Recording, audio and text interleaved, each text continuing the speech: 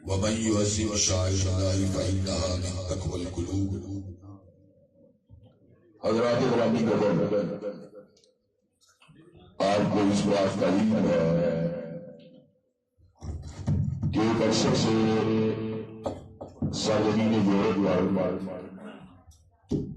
قرآن مجید کے مقدس آیات اور نبی کریم صلی اللہ علیہ وسلم کی ذات اقدس کے حوالے سے معاندانہ، گستاخانہ، نامناسب، بے ادبی والا توہین آمیز رویہ بنایا جا رہا ہے. اس کی وجہ کیا ہے کہ تقدیر کے قاضی کا یہ فتویٰ ہے، ازل سے ہے جرم ضعیفی کی سزا کر کے مفاجات. کمزور اور ضعیف لوگ ان کو ہمیشہ ظالم جابر اور طاقتور لوگ ان کا استحصال کرنے کی کوشش کرتے رہتے ہیں. یورپ کے عمائدین اور حکمران اس بات تھوڑی سی بات کو یورپ کے عمائدین، قائدین اور حکمران اس بات کو سمجھتے ہیں کہ مسلمانوں کے جذبات کو ہرٹ کرنے کے لیے اور ان کے جذبات کو انجر کرنے کے لیے اور ان کی سیاسی زبو حالی کا استحضاء کرنے کے لیے بہترین صورت یہ ہے کہ ان کے مقدسات کی توہین کی جائے. وہ ہمیں ٹیسٹ کر چکے ہیں، وہ اس بات کو بھاؤ چکے ہیں کہ درجنوں مسلمان ممالک کے حکمران کشکول کو لے کے پھر رہے ہیں، دین کو مانگتے ہوئے پھر رہے ہیں، اور جو غیر اللہ کے سامنے دستے سوال کو دراز کرنے والا ہو اور ہر وقت حلال و حرام کی تمیز کیے بغیر ہر طرح کے پیسے کو طلب کرنے والا ہو، وہ کبھی بھی غیرت مند انسان نہیں ہو سکتا. علامہ اقبال نے بجا طور پہ کہا تھا، اے طائر لا ہوتی اس رزق سے بہت اچھی جس رزق سے آتی ہو پرواز میں ہوتا ہی. ہمارے حکمرانوں کی ترجیحات میں چونکہ بیرونی امداد شامل ہے، بیرونی رقموں کا حصول شامل ہے، اس لیے دور کوئی بھی دور ہو، توہین رسالت کا معاملہ ہو یا توہین قرآن کا معاملہ ہو، ہمارے حکمران اس حوالے سے سمجھوتا کرتے ہوئے نظر آتے ہیں. خان صاحب کے دور کے اندر آسیہ ملونہ اس ملک سے بھاگ گئی، فرانس کا اقتصادی اور سفارتی بائیکاٹ نہ ہو سکا. دور حاضر کے اندر بھی میاں صاحب فرانس کے صدر کے ساتھ بغل گیر بھی ہوتے رہے، ان کے ساتھ لگاوٹ کا اظہار بھی کرتے رہے، اس لیے کہ ضرورت مند اور حاجت مند جو ہوتا ہے وہ غیرت مند کبھی بھی نہیں ہو سکتا. حضرات گرامی قدر، سویڈن نے قرآن کی اوراق کو جلایا، دنیا اسلام نے احتجاج کیا، مسلمانوں نے جلسے کیے، جلوس کیے، اجتماع کیے، لیکن مسلمان حکمرانوں نے اس حوالے سے کیا کیا؟ جو نہ تھا بدتدریج وہی خوب ہوا، اور غلامی میں بدل جاتا ہے قوموں کا ضمیر. ہمارے یہ حکمران نہ ان کے ساتھ سفارتی تعلقات کو منقطع کرنے کے لیے تیار ہیں، نہ تجارتی تعلقات کو منقطع کرنے کے لیے تیار ہیں. عالم یہ ہے کہ سویڈن اس بات کو سمجھ چکا ہے کہ مسلمان حکمرانوں کے یہاں پر وہ غیرت موجود نہیں ہے جو غیرت خلافت کے ثبوت کے آخری ایام کے اندر مسلمانوں کے پاس ہوا کرتی تھی. فرانس میں اور برطانیہ کے اندر حضرت رسول اللہ صلی اللہ علیہ وسلم کی حرمت کے اوپر حملہ کیا گیا، خلیفہ عبد الحمید ثانی نے پیغام بھجوایا، اگر آئندہ کے بعد اسٹیٹ ڈراموں کے اندر نبی کریم صلی اللہ علیہ وسلم کی حرمت میں حملہ کیا گیا تو زمین کے نقشے سے فرانس اور برطانیہ کے نام کو ختم کر دیا جائے گا۔ اتنی سی بات پہنچنے کی دیر تھی، حضرت رسول اللہ صلی اللہ علیہ وسلم کی اہانت کے اوپر مبنی اسٹیج ڈراموں کو بند کر دیا گیا۔ حضرات گرامی قدر، آج بھی میں یہ بات کہہ دینا چاہتا ہوں، اگر یورپ کو یہ واشگاف پیغام مل جائے کہ مسلمان حکمران اس قسم کے گندے روش اور گندے رویوں کے بدلے ہمارے ساتھ سفارتی تجارتی تعلقات کے انقطاع کے لیے تیار ہیں، نہ فرانس کو ضرورت ہو سکتی ہے، نہ سویڈن کو ضرورت ہو سکتی ہے، لیکن حکمرانوں کی غیرت کو کون بیدار کرے گا؟ حکمرانوں کی غیرت کو ہم پرامن طریقے سے اجتماع کے ذریعے اور سپیڈ پاور کے ذریعے، جلسوں کی طاقت کے ذریعے، تقاریر کے ذریعے، مذاکرات کے ذریعے، مباحثوں کے ذریعے، دلائل کے ذریعے، براہین کے ذریعے، تقاریر کے ذریعے، تحریروں کے ذریعے حکمرانوں کے سوئے ہوئے ضمیروں کو جلا کے چھوڑیں گے اور انشاءاللہ مجھے قرآن کے پرچم کو لہرا کے چھوڑیں گے۔ حضرات اگر آپ کی قدر، اصل مسئلہ یہ بھی ہے کہ وہ زمانے میں معزز سے مسلمان ہو کر اور ہم خار ہوئے تارک برا ہو کر آج کا مسلمان اس کا تعلق قرآن کے ساتھ کس طرح کا تعلق ہے؟ رمضان کے رمضان قرآن مجید کو پڑھا تو نہیں جاتا، لیکن سننے والے لوگ ہزاروں کی تعداد میں نکل آتے ہیں۔ ہزاروں کی تعداد میں نکلنے کے بعد رمضان کے بیچ جانے کے بعد کسان کھیتوں میں چلا جاتا ہے، مزدور اپنے کاروباری اڈے کے اوپر چلا جاتا ہے، جو تاجر ہے اپنی دکان پہ چلا جاتا ہے، مل آنر جو ہے اپنی فیکٹری پہ چلا جاتا ہے، عالم ممبر و محراب میں چلا جاتا ہے، قرآن مجید کے ساتھ تعلق کمزور ہو جاتا ہے۔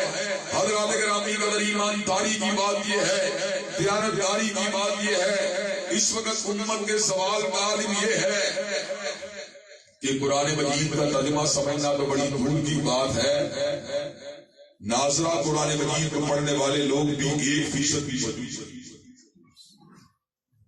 آپ مجھے یہ بات بتائیے، کون سا گھر ایسا ہے جہاں بچوں کو اسکولوں کے اندر نہیں بھیجا جاتا، جہاں بچوں کو کالجز میں نہیں بھیجا جاتا، جہاں بچوں کو یونیورسٹیز میں نہیں بھیجا جاتا؟ حضرات گرامی قدر، لیکن دکھ کی بات یہ ہے، تعصب کا مقام یہ ہے، جہاں پر قرآن مجید کو پڑھنے کی بات آتی ہے، قرآن مجید کو پڑھانے کی بات آتی ہے، نہ والدین دلچسپی لیتے ہیں، نہ ذمہ داری کا احساس کرتے ہیں۔ اسکول بھجوانے کے موقع پر تو بچے کے حوالے سے کسی نسل کو پیدا نہیں کیا جاتا، لیکن معمولی سے بہانے کے اوپر بچے کو قرآن مجید کی کلاس کے اوپر سے جانے سے روک دیا جاتا ہے۔ حضرات گرامی قدر، بیالوجی کو ہم پڑھتے ہیں، کیمسٹری کو ہم پڑھتے ہیں، میتھمیٹکس کو ہم پڑھتے ہیں، فزکس کو ہم پڑھتے ہیں، لیکن اگر نہیں پڑھتے، قرآن مجید کو نہیں پڑھتے، جب ہم قرآن مجید کو مضبوطی کے ساتھ تھام لیں گے تو رب قدیر کی قسم ہے پھر ملک کے اندر سارے کے سارے معاملات بھی سمجھ جائیں گے، دنیا کے معاملات بھی سمجھ جائیں گے۔ یہ وہی قرآن تھا جس کو اس وقت فاروق نے تھاما، اس نے کیا دیا؟ اس نے کلیسا کی ہیبت کو مٹا دیا، کسرا کے عبدالقادر کو بجھا دیا اور پوری دنیا کے اوپر اللہ تبارک و تعالیٰ کے دین کے جھنڈوں کو لہرا دیا۔ نعرہ تکبیر، نعرہ تکبیر، عظمت قرآن۔ حضرات گرامی قدر، لیکن دکھ کا مقام یہ ہے کہ آج کا مسلمان قرآن سے دور ہے، حقوق قرآن سے دور ہے۔ آج آج کے مسلمان کو یہ بھی نہیں پتا کہ قرآن مجید کے حوالے سے میرے پر کون کون سی ذمہ داریاں عائد ہوتی ہیں. اگر ان ذمہ داریوں کا تعین کر لیا جائے، اگر ان ذمہ داریوں کو سمجھ لیا جائے، ان ذمہ داریوں کو ادا کرنے کے لیے اپنے آپ کو تیار کر لیا جائے، تو رب قدیر کی قسم ہے سماج میں ایک ایسا انقلاب آئے گا، سماج میں ایسا انقلاب آئے گا، تم مل جائیں گے، درد دور ہو جائیں گے، معیشت کا پہیہ صحیح طور پہ چل جائے گا، سیاست کی بکھری ہوئی زلفیں جو ہیں وہ سمجھ جائیں گی، کلچرل مسائل بھی حل ہو جائیں گے، دنیا کے اندر عزت و ناموس کے مسائل بھی حل ہو جائیں گے، دنیا کے اندر جو ذلت اور رسوائی ہے وہ بھی ختم ہو جائے گی. ان سارے مسائل کا حل اگر موجود ہے تو قرآن مجید سے مسئلہ موجود ہے. حضرات گرامی کے اندر چھوٹی سی بات قرآن مجید کی آیات کو نظر انداز کرنے کے حوالے سے کر کے قرآن مجید کے حوالے سے اپنی ذمہ داریاں جو ہم پہ بنتی ہیں ان کی ادائیگی کی بات بھی آپ کے سامنے رکھوں گا. حضرات گرامی کے اندر اللہ تبارک و تعالیٰ نے قرآن مجید میں یہود کا ذکر کیا اور یہود کا ذکر کرنے کے بعد یہ بات کہی ضربت علیہم الذلۃ والمسکنہ وباؤوا بغضب من اللہ ذلک بانہم کانوا یکفرون بآیات اللہ. یہود جو تھے ان کے اوپر اللہ نے ذلت کو مسلط کر دیا، مسکنت کو مسلط کر دیا. اس کی وجہ کیا تھی؟ ذلک بانہم کانوا یکفرون بآیات اللہ، اس لیے کہ وہ آیت اللہ کو جھٹلانے والے تھے. آج ہماری ذلت کی وجہ بھی یہی ہے کہ ہم نے آیت اللہ سے روگردانی کی ہے، ہم نے آیت اللہ کو چھوڑا ہے، ہم نے آیت اللہ کو پسے پش ڈالا ہے. اور جو آیت اللہ کو فراموش کرتا ہے، جو آیت اللہ سے اعراض کرتا ہے، جو اللہ کی نشانیوں کو چھوڑ دیتا ہے، جو اللہ کے احکامات کو فراموش کر دیتا ہے، جو اللہ کے ذکر کو پسے کوئی ڈال دیتا ہے، اس کا انجام کیا ہوتا ہے؟ اس کا انجام وہی ہوتا ہے جو آج ہمارا انجام ہے. من اعرض عن ذکری فإن له معیشۃ ضنکا ونحشرہ یوم القیامۃ اعمى.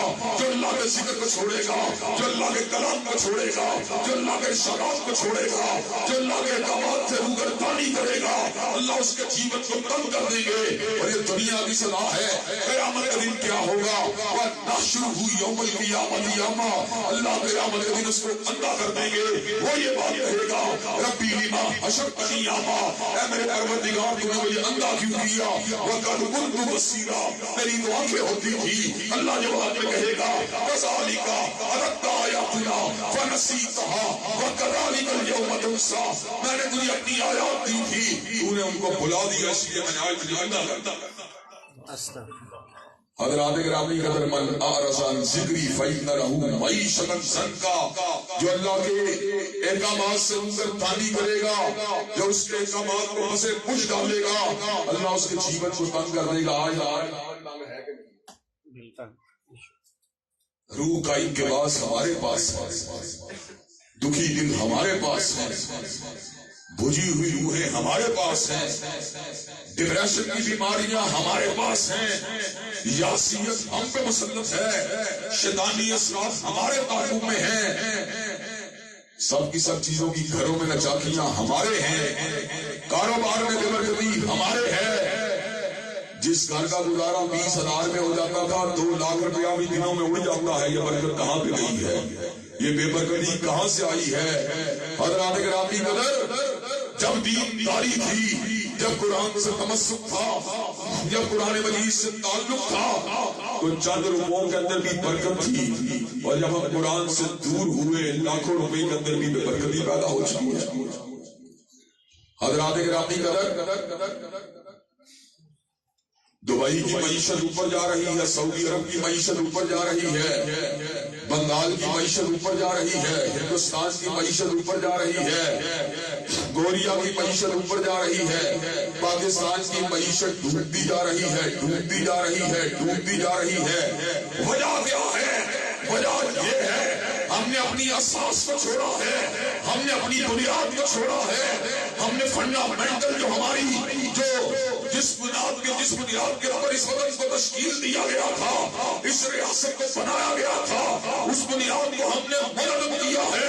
اللہ کی قسم ہے اس ملک کو تحریک انصاف کے منشور کی ضرورت نہیں ہے، مسلم لیگ کے منشور کی ضرورت نہیں ہے، اس ملک کو پیپل پارٹی کا منشور کی ضرورت نہیں ہے، اس ملک کو ضرورت ہے یا رب کے قرآن کی ضرورت ہے یا کالی کمائی والے کے فرمان کی ضرورت ہے۔ جب یہ دونوں چیزیں قائم کر دی جائیں گی انشاءاللہ ملک کے جملہ مسائل حل ہو جائیں گے۔ حضرات گرامی قدر، قرآن مجید کے حوالے سے ہماری ذمہ داریاں کیا تھیں اور آج ہم کس مقام پہ کھڑے ہیں؟ قرآن مجید کی اوراد آج ہمارے گھروں کے اندر ہمارے منتظر ہیں، کب آئے گا قاری اس کو کھولے گا۔ لیکن قاری نے کیا کیا؟ قاری نے قرآن کو اٹھایا، حلف کے لیے اٹھایا، قاری نے قرآن کو اٹھایا، بیٹی کے سر کے پر سایہ کرنے کے لیے اٹھایا، قاری نے قرآن کو اٹھایا، اس راستے کو ظاہر کرنے کے لیے اٹھایا، قاری نے قرآن کو اٹھایا، اپنی صفائی کے لیے اٹھایا، لیکن قاری نے قرآن کو نہیں اٹھایا، ایمان کے ساتھ نہیں اٹھایا، تدبر کی نیت کے ساتھ نہیں اٹھایا، رہنمائی کے حصول کے لیے نہیں اٹھایا، اس کے پیغام کو سمجھنے کے لیے نہیں اٹھایا، اس کے پیغام کے ابلاغ کے لیے نہیں اٹھایا، اس کے قیام کے لیے نہیں اٹھایا۔ اگر ہم نے اٹھایا ہوتا تو اللہ نے ہم کو بھی وہ روح دیا ہوتا جو پہلے زمانے کے مسلمانوں کو دیا۔ حضرات گرامی وہ بھی تو ایک سماج تھا جہاں کبھی پانی پینے پلانے پہ جھگڑا تھا اور کبھی گھوڑا آگے بڑھانے پہ جھگڑا تھا، کبھی جھوٹی انانیت پہ جھگڑا تھا اور کبھی اپنی پگڑی کے بکار پہ جھگڑا تھا، کبھی اپنی امناک اپنے قبیلے کی عصبیت پہ جھگڑا تھا۔ لیکن کیا ہوا؟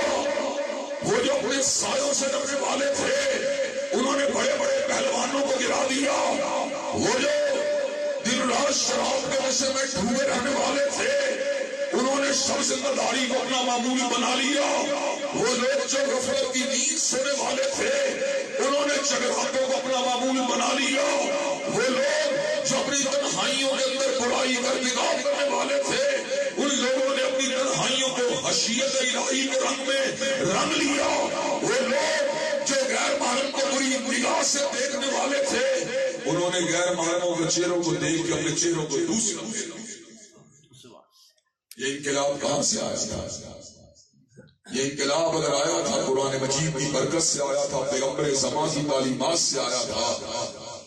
اللہ نے خود اعلان فرما دیا یحل لهم الطیبات ویحرم علیہم الخبائث ویضع عنہم اصرہم والاغلال التي كانت علیہم۔ اللہ نے ایسا نظام بھیجا جس نے غلامی کی زنجیروں کو توڑ کر رکھ دیا، لوگوں کو باطل رسوم و رواج سے آزاد کر رکھ دیا، لوگوں کو بتوں کی بندگی سے آزاد کروا دیا، لوگوں کو شراب نوشی سے دور بنا دیا، لوگوں کو زناکاری سے ہٹا دیا، لوگوں کو اللہ والا ہونے سے اعزاز کی کوئی بڑی بات جو ہے وہ کائنات میں دوسری ہو سکتی ہی نہیں ہے۔ رنگ تو بہت سے ہیں، صبغۃ اللہ ومن احسن من اللہ صبغہ، کسی کے اوپر تحریک انصاف کا رنگ چڑھا ہوا ہے، کسی پہ مسلم لیگ کا رنگ چڑھا ہوا ہے، کسی پہ اپنی برادری کا رنگ چڑھا ہوا ہے، کسی پہ اپنے علاقے کا رنگ چڑھا ہوا ہے۔ یہی وجہ ہے فلسطین کا مسلمان بھی مظلوم ہے، کشمیر کا مسلمان بھی رو رہا ہے، برما کا مسلمان بھی رو رہا ہے۔ ان تمام مسائل کا حل کیا ہے؟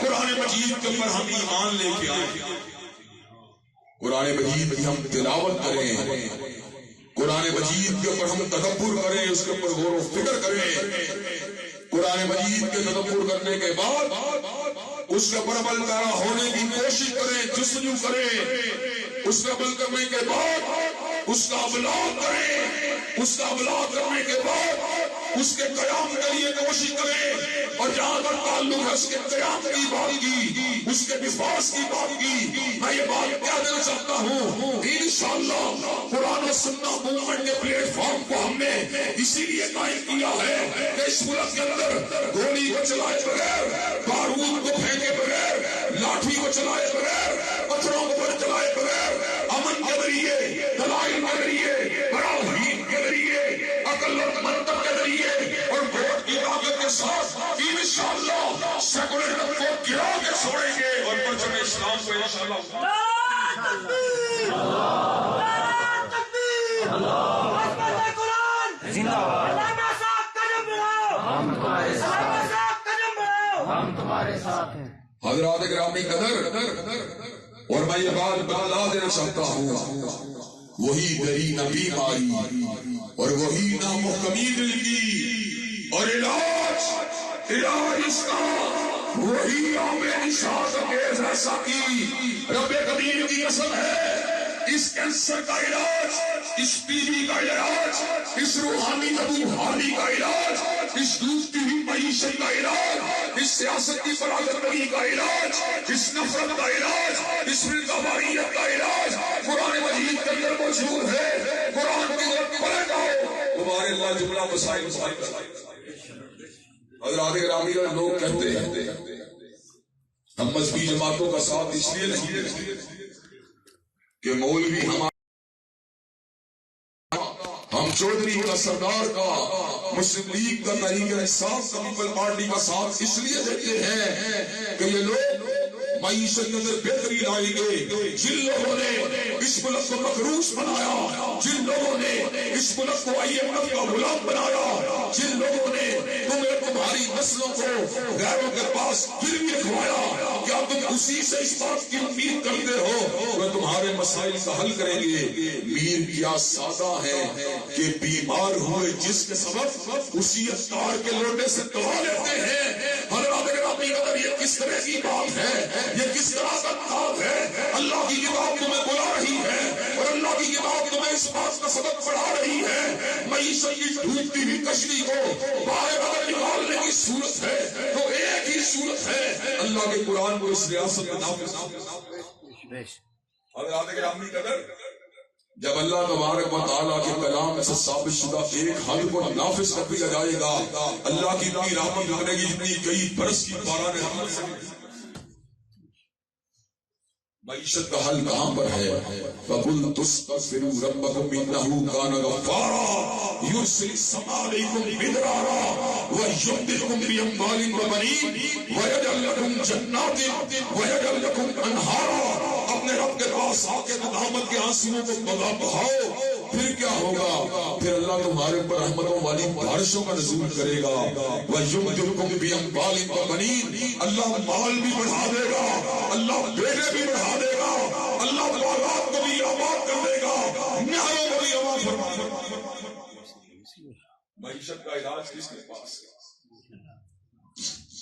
اللہ تبارک و تعالیٰ فرماتے ہیں وَلَوْ أَنَّهُمْ أَقَامُوا التَّوْرَاةَ وَالْإِنْجِيلَ وَمَا أُنزِلَ إِلَيْهِم مِّن رَّبِّهِمْ لَأَكَلُوا مِن فَوْقِهِمْ وَمِن تَحْتِ أَرْجُلِهِم۔ معدنیات کا مالک کون ہے؟ زمین کے نیچے پیٹرول کو پیدا کرنے والا کون ہے؟ زمین کے نیچے تانبے کو نکالنے والی ذات کس کی ذات ہے؟ زمین کے اندر سے سونے کے ذخائر کو نکالنے والی ذات کس کی ذات ہے؟